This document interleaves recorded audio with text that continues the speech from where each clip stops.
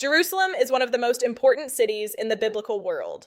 Within a remarkably small area are places connected with the final days of Jesus, his teachings, his prayer, his suffering, and the Christian proclamation of his resurrection. And as we move from number 1 to number 7, notice how close many of these locations are to one another. Jerusalem sits at the geographical and spiritual heart of the biblical story, the Mount of Olives. Rising east of Jerusalem's old city, the Mount of Olives provides one of the most recognizable views of Jerusalem. The Gospels repeatedly connect Jesus with this area. Matthew chapter 21 describes Jesus approaching Jerusalem from the direction of Bethphage and the Mount of Olives. Its importance is also deeply geographical. From here, Jerusalem lies across the Kidron Valley. Standing on these slopes helps a modern visitor understand the physical landscape behind the gospel narrative. The Garden of Gethsemane, number 2, brings us down from the Mount of Olives toward Gethsemane. According to the Gospels, after the Last Supper, Jesus came here with his disciples to pray. Matthew records a deeply emotional moment. As Jesus withdrew to pray before his arrest, the biblical narrative invites a moment of deep reflection. The precise boundaries of the first century garden cannot be established with certainty,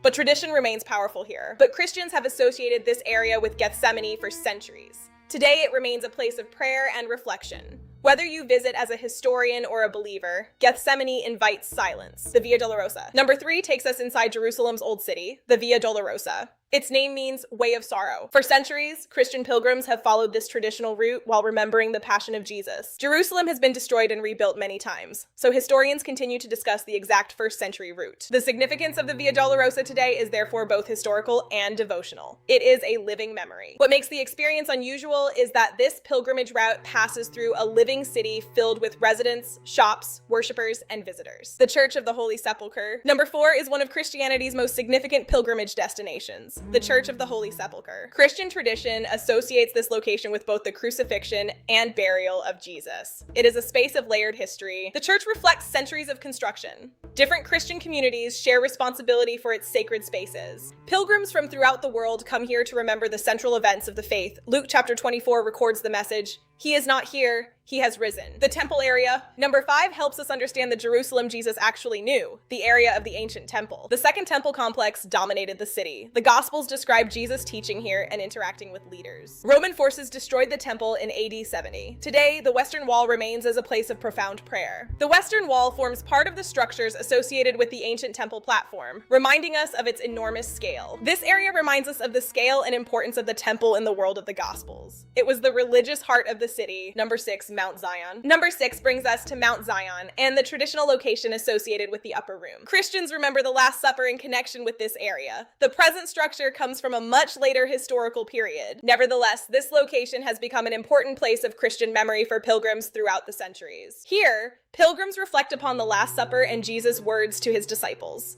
The connection of faith to this physical space remains powerful. And finally, number 7, the Old City. And number 7 is not a single monument. It is the Old City of Jerusalem itself. Walking these streets helps visitors understand the geography. The Jerusalem visible today is not identical to the city Jesus knew. Wars, earthquakes, and centuries of history have changed it. But its geography, remains, and traditions help place the gospel narratives within a real landscape. That is what makes Jerusalem extraordinary. The Bible tells us what happened. The Holy Land helps us understand where it happened. These locations connect faith with geography. Subscribe to the Holy Travel Hub.